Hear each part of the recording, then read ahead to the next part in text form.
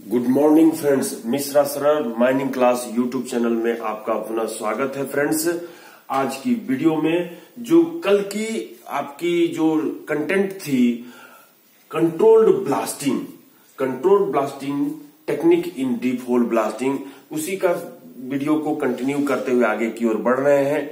कल की वीडियो में हम लोग देख चुके थे कि कंट्रोल ब्लास्टिंग की 3 टेक्निक अपनाई जाती है।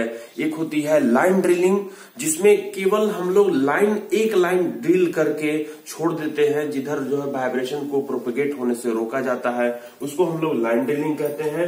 दूसरा होता है प्री स्प्लिटिंग, जिसमें हम लोग एक लाइन ड्रिल करके उसमें 10 से 15% जो टोटल बारूद यूज करते हैं उसका 10 से 15%, अगर 100 केजी बारूद आप शॉर्ट होल में यूज कर रहे हैं तो उसमें से आप केवल 10% यानी कि 10 केजी बारूद आप उस होल को चार्ज करके जब पूरे लाइन को ब्लास्ट करते हैं तो उसको हम लोग बोलते हैं प्री स्प्लिटिंग। और तीसरा होता है कसन ब्लास्टिंग, जिसके संबंध में आज आपको बतानी है।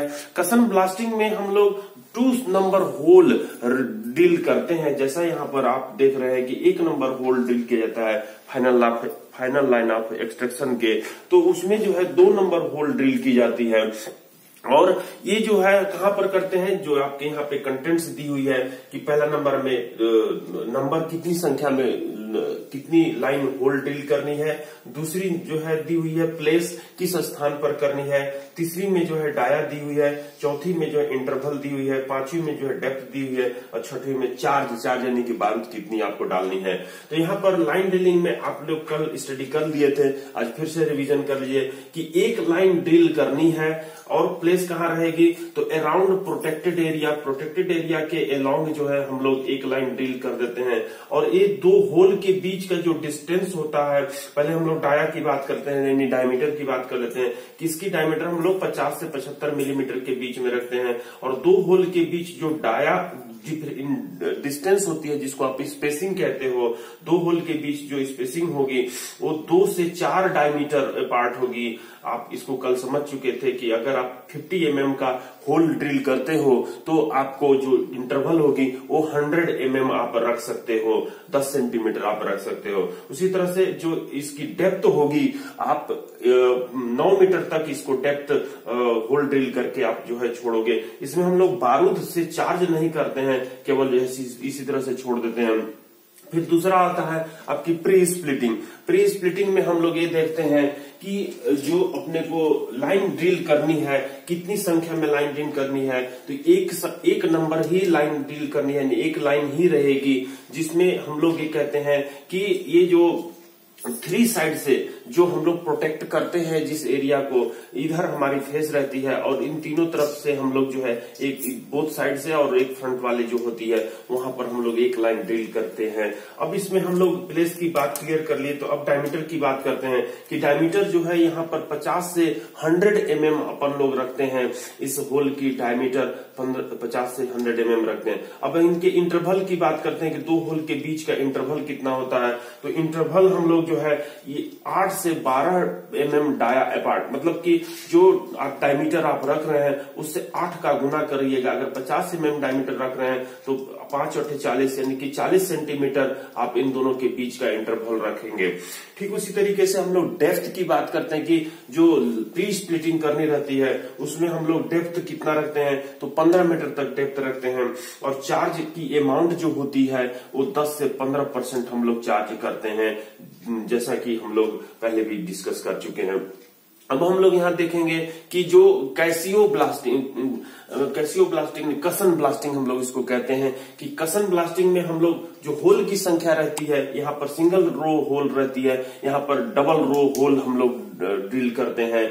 और डबल रो होल ड्रिल करने के बाद जो इसकी पोजीशन हम लोग देखेंगे, तो पोजीशन जो है along final line of extraction, जो फाइनल लाइन ऑफ एक्सट्रैक्शन होती है उसी के अलोंग हम लोग ड्रिल करते हैं। अब हम लोग कसन ब्लास्टिंग में जो डायमीटर की बात करें तो इसमें हम लोग 150 mm तक जो है होल ड्रिल करते हैं। और इंटरवल जो होती है 2 होल के बीच का, वो बर्डन के बराबर स्पेसिंग रखते हैं। जितना जो है हमारा बर्डन रखते हैं उतना ही जो है स्पेसिंग रखते हैं। तो ये हो गई आपकी इंटरवल की। डेप्थ जो है 30 मीटर तक ले जा करके इसको हम लोग होल कर सकते हैं, करते हैं। और चार्ज की अमाउंट जो होती है 30 से 40% रखते हैं। तो इस अमाउंट जो है इसमें बढ़ जाती है, डेप्थ जो है बढ़ जाता है कसन ब्लास्टिंग में। इसके अलावा हम लोग अंडरग्राउंड में स्मूथ ब्लास्टिंग करते हैं। स्मूथ ब्लास्टिंग ठीक उसी प्रकार से होती है जैसा ये आपको फेस पूरी दीवार दिखाई दे रही है या ये बोर्ड जो दिखाई दे रही है, आप एक फेस मान लो इसको, बोर्ड जिसको आप कहते हो फेस को ही।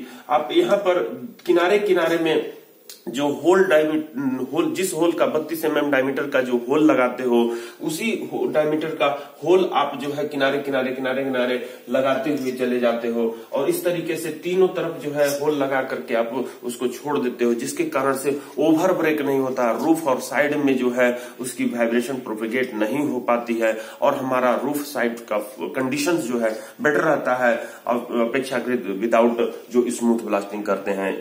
तो ये हो गई स्मूथ ब्लास्टिंग, जो कि अंडरग्राउंड में हम लोग कंट्रोल ब्लास्टिंग की टेक्निक यूज करते हैं। इसके साथ ही फ्रेंड्स, कंट्रोल ब्लास्टिंग की टेक्निक के लिए आजकल माइंस में ईडी इलेक्ट्रॉनिक डिटोनेटर का इस्तेमाल होने लगा है, जिससे हमको less noise, less vibration, less जो है एयर ब्लास्ट ओवर प्रेशर और साथ ही जो है सेटिस्फैक्ट्री ब्लास्टिंग मिलती है। फ्रेगमेंटेशन भी जो है हमको बहुत अच्छा मिलता है। 4 वर्ड आप याद रखिएगा इसके लिए: less noise, less vibration, less air blast over pressure, साथ ही जो है अपने को मिलती है सेटिस्फैक्ट्री ब्लास्टिंग। और इसमें हम लोग ये कहते हैं कि फ्रेगमेंटेशन, टुकड़ों में बहुत अच्छी जो है टुकड़ों में जो है मिलती है अपने को। तो यहाँ पर आप ये कंट्रोल ब्लास्टिंग की एक टेक्निक है जिसको आप लोग इस्तेमाल करते हो। यहाँ पर मैं आपके सामने क्वेश्चंस रखा हूं जो एक्सप्लोसिव और ब्लास्टिंग चैप्टर से रिलेटेड है, जो विगत वर्ष के क्वेश्चंस में आए हुए हैं फ्रेंड्स। उसकी क्वेश्चन को चलिए करते हैं, उसके बाद जो है हम लोग और कंटेंट्स की डिस्कस करेंगे। मैं आपके सामने स्क्रीन शेयर कर रहा हूं, ठीक है फ्रेंड्स? तैयार हो जाइए आप लोग क्वेश्चन करने के लिए। क्वेश्चंस का आंसर अपन डिस्कस करेंगे। आपने इस स्क्रीन पे आपको अच्छे तरीके से दिखाई दे रही होगी और मैं इसको विजिबिलिटी के लिए नजदीक कर देता हूं। चलिए, तो मेरे कर्सर के साथ आप मूव कीजिएगा जैसा कि यहाँ ऊपर में दिखाई दे रहा है। Coal mines regulation 191, coal mine regulation 191 और 192 से रिलेटेड जो है आपके सामने मैं क्वेश्चन जो विगत वर्ष के आए हुए हैं उसको छांट करके आपको जो है बताने वाला हूं। तो CMR 191 और 192 का पहला क्वेश्चन देखिए क्या लिखता है। Question number 18, minimum length of short firing cable is. जो short firing tools coal mines regulation 191 में जो शॉर्ट फायरिंग टूल्स दी हुई है उसमें शॉर्ट फायरिंग केबल के बारे में बताया गया है। यहाँ पर ओपन कास्ट माइंस बताया गया है कि ओपन कास्ट माइंस में शॉर्ट फायरिंग केबल कितनी होगी। सबसे पहले तो आपको ये बता दूं कि ओपन कास्ट माइन अगर न देखें, अंडरग्राउंड माइन के लिए रेगुलेशन में दी गई है कि शॉर्ट फायरिंग केबल की जो लेंथ होगी वो 50 मीटर से कम नहीं होगी, या जो 2 राइट एंगल है उससे कम नहीं होगी।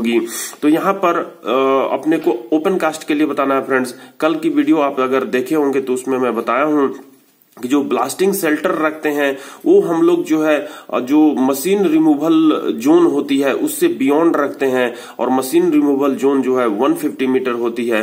तो यहाँ पर आप 150 मीटर मिनिमम लेंथ आप रखिएगा। मिनिमम लेंथ जो होगी वो 150 मीटर होगी। ऑप्शन ए 100 मीटर दिया हुआ है। 100 मीटर के बाहर आप जो है रेड फ्लैग जोन निर्धारित करते हो। 150 मीटर के बाहर जो है मशीन रिमूवल जोन निर्धारित करते हो। और 300 मीटर पहले जो 1957 रेगुलेशन थी वहां पर उसको डेंजर जोन माना जाता था, और 500 मीटर आप यहाँ पे कह रहे हो नए रेगुलेशन के अनुसार, 2017 रेगुलेशन के अनुसार की 500 मीटर रहती है। तो यहाँ पर आप जो है मिनिमम लेंथ 150 मीटर को बी को टिक लगा सकते हो। अब क्वेश्चन नंबर 19 पर आते हैं फ्रेंड्स। क्या कहता है?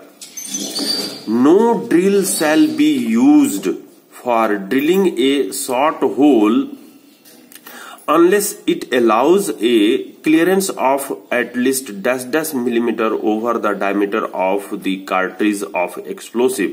मतलब समझते हैं फ्रेंड्स क्या कहता है? ऐसा कोई ड्रिल यूज नहीं किया जाएगा जो शॉर्ट होल ड्रिल करने के लिए जो अपना कार्ट्रिज है, एक्सप्लोसिव की जो कार्ट्रिज की डायमीटर है उससे जो क्लियरेंस होगी वो कम से कम उतनी होगी। एक्सप्लोसिव की कार्ट्रिज और होल्ड की डायमीटर के बीच में जो क्लियरेंस होगी वो कितना मिलीमीटर से कम रहेगी। तो यहां पर ऑप्शन ए कहता है 2 मिलीमीटर, ऑप्शन बी कहता है 3 मिलीमीटर, ऑप्शन सी कहता है 4 मिलीमीटर और डी कहता है नन ऑफ दी अबव। तो यहां पर रेगुलेशन में दी हुई है कि 3 मिलीमीटर से कम यानी कि 0.3 सेंटीमीटर से कम क्लियरेंस नहीं होनी चाहिए। 0.4 हो, 0.5 हो, लेकिन 0.3 से कम नहीं होगी। तो यहां पर एटलीस्ट 3 mm बी नंबर को टिक लगा के आप आगे की ओर बढ़ सकते हैं। अब आते हैं नेक्स्ट क्वेश्चन में। देखिए क्या कहता है, Who shall frame standing order for the safe use of 2 type of explosive in open cast mine? कौन फ्रेम करता है स्टैंडिंग ऑर्डर 2 प्रकार के एक्सप्लोसिव का सेम शॉट होल में यूज करने के लिए? एक ही शॉट होल में 2 प्रकार के एक्सप्लोसिव यूज करने के लिए कौन स्टैंडिंग ऑर्डर तैयार करता है? तो option A regional inspector, option B chief inspector, option C manager, option D project officer. तो आप यहां पर देखिएगा कोल माइंस रेगुलेशन जो 2017 का रेगुलेशन नंबर 192 का जो सब रेगुलेशन 7 है उसमें कहा गया है कि मैनेजर स्टैंडिंग ऑर्डर तैयार करेगा और स्टैंडिंग ऑर्डर को फ्रेम करेगा, तैयार करेगा और उसकी कॉपी को रीजनल इंस्पेक्टर के पास भेजेगा। तो यहां पर मैनेजर आंसर सी को टिक लगाते हुए आप आगे की ओर बढ़ सकते हैं फ्रेंड्स। इसके बढ़ने के पहले मैं ये बता दूं कि अंडरग्राउंड में 2 टाइप का एक्सप्लोसिव एक ही शॉट होल में प्रयोग नहीं किया जा सकता है, जबकि ओपन कास्ट माइंस में 2 टाइप का एक्सप्लोसिव सेम शॉट होल में मैनेजर के स्टैंडिंग ऑर्डर के अनुसार कर सकते हैं। तो चलिए क्वेश्चन नंबर 20 कंप्लीट हो गई है। अब आते हैं क्वेश्चन नंबर 21 में। ठीक है friends, for the purpose of stemming following is not used as stemming material on the coal bench. Coal bench के ऊपर हम इनमें से कौन सी स्टेमिंग मटेरियल है जो स्टेमिंग के लिए इस्तेमाल में नहीं ला सकते हैं? तो यहां पर देखिए ए नंबर कहता है सैंड, बी नंबर में कहता है सॉफ्ट क्ले, सी नंबर में कहता है hard mixture of sand and clay और वाटर, डी नंबर में कहता है कोल डस्ट, ई नंबर में कहता है बोथ सी एंड डी। तो यहां पर फ्रेंड्स मीनिंग समझते हैं क्या कहता है कि कोल बेंच पर जो स्टेमिंग मटेरियल अपन लोग इनमें से कौन है जो कि स्टेमिंग के लिए यूज नहीं करेंगे? तो सैंड यूज करते हैं, इसलिए आंसर टिक नहीं लगा सकते। बी सॉफ्ट क्ले यूज करते हैं, इसलिए ये टिक नहीं लगा सकते। सी नंबर में कहता है hard mixture of sand and clay. Mixture of sand and clay देता तो तब तो ठीक थी। तो यहां पर हम लोग सैंड एंड क्ले मिक्सचर का यूज करते हैं लेकिन वो सॉफ्ट रहती है। अब यहां पर एक कह रहा है हार्ड, अगर हार्ड सैंड एंड क्ले का मिक्सचर का यूज करेंगे और स्टेमिंग करेंगे तो वहां पर जो हमारी लीड रहती है, डीएफ रहती है, उसके कटने की संभावना बनी रहती है। इसलिए hard mixture of sand and clay और वाटर जो रहेगी वो उसका मिक्सचर हम लोग हार्ड का यूज नहीं करेंगे। एक तो ये हो गई, इसको आप टिक लगा सकते हो। लेकिन कोल डस्ट डी में दी हुई है, कोल डस्ट का भी यूज हम लोग उसमें नहीं करते हैं फ्रेंड्स। ड्रिलिंग कट का इस्तेमाल करते हैं लेकिन कोल डस्ट का इस्तेमाल हम लोग नहीं करते। तो ये E number both C and D is the right answer friends. अब नेक्स्ट आते हैं जो कि कोल माइंस रेगुलेशन 2017 का रेगुलेशन नंबर 192 में 11 नंबर पॉइंट में दी हुई है, 11 नंबर सब रेगुलेशन में दी हुई है कि hard mixture of sand and clay of water और coal dust not be used in the as stemming material as for the stemming purpose. Next question में आते हैं फ्रेंड्स, क्या कहता है क्वेश्चन नंबर 22। देखिए क्या कहता है यहां पर ऊपर अब में आपको दिखाई दे रही होगी कि जो CMR 193 है जिसमें अमोनियम नाइट्रेट फ्यूल ऑयल की यूज के संबंध में बात कही गई है, heavy ammonium nitrate fuel oil के संबंध में बात की गई है, SMS साइट मिक्स्ड स्लरी के बारे में यूज की गई है, SME यानी कि साइट मिक्स्ड इमल्सन के बारे में यूज की गई है। यानी कि जो भी अमोनियम नाइट्रेट फ्यूल ऑयल है जिसके अंदर ये सम्मिलित होगी। 194 जो रेगुलेशन है वो डीप होल ब्लास्टिंग के संबंध में कहा गया और 195 जो है इलेक्ट्रिक इलेक्ट्रिक शॉर्ट फायरिंग के बारे में 196 पॉइंट जो है वो 9 मीटर एक कीवर्ड आपके सामने दिखी जा रही है। और ये जो है रेगुलेशन 204 जो है आपको जो मिस फायर वाली है उसमें की पॉइंट कौन सा है, इन रेगुलेशन पर आधारित जो पिछले गत वर्ष में पूछे गए डिफरेंट एग्जाम के, डीजीएमएस का एग्जाम हो या फिर जो है आपके गेट का एग्जाम हो या जो माइनिंग इंस्पेक्टर के एग्जाम हुए हैं या डिफरेंट सब्सिडरी में जो एग्जामिनेशन हुए हैं उसके क्वेश्चंस को कलेक्ट करके मैं शॉर्ट फायरिंग वाली चैप्टर से रखा हूं फ्रेंड्स, जिसमें आपकी ये क्वेश्चन नंबर 22 क्या कहते हैं, what is the full form of HANFO। तो यहां पर जैसे अभी तुरंत मैं बताया हूं उसी के अनुसार आप छाटने का प्रयास कीजिए। Option A heavy ammonia nitrate fuel oil आई छूट गई है। B number high ammonia nitrate fuel oil, तो अभी तो मैं ये बताया नहीं था, आप चेक कीजिए, अभी मैं तुरंत बताया हूं कि HANFO का फुल फॉर्म क्या होता है। सी नंबर क्या कहता है, heavy ammonium nitrate fuel oil, तो यहां पर जो है आपका सी आंसर ही होगा, heavy ammonium nitrate fuel oil.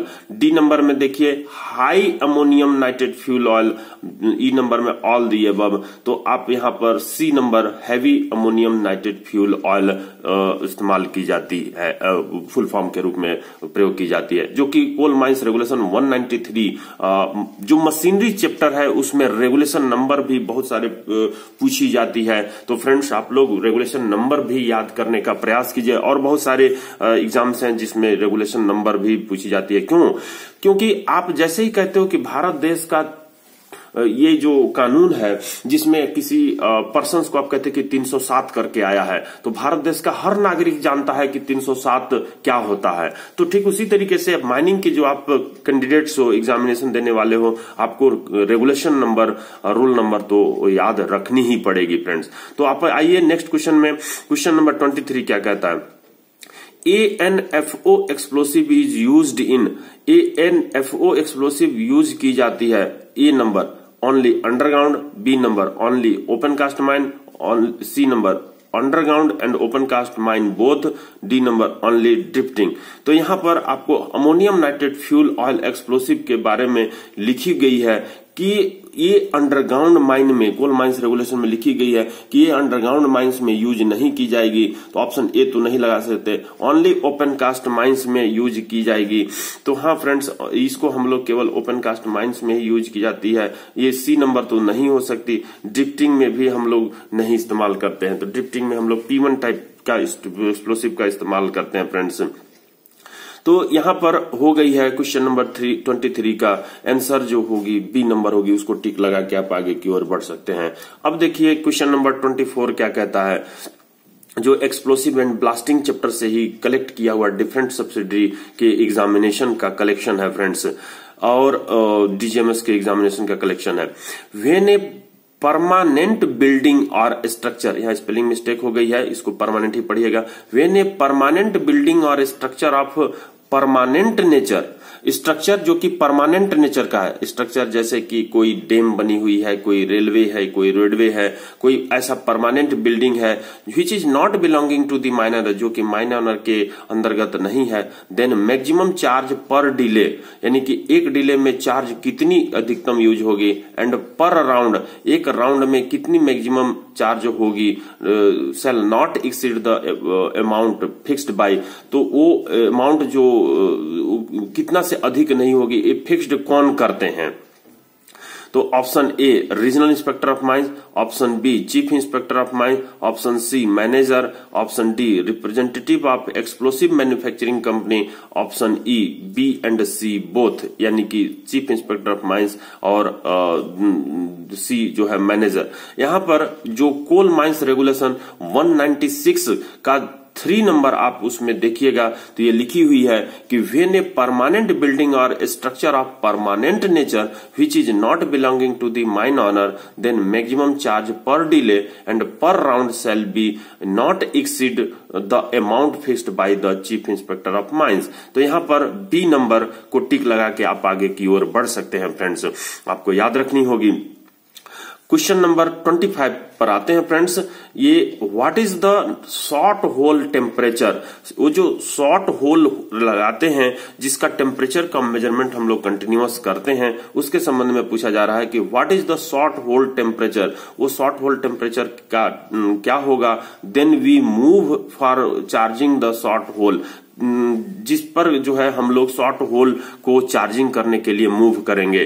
तो ऑप्शन ए कहता है एबव 60 डिग्री सेल्सियस, यानी 60 डिग्री सेल्सियस से जब एबव होगा।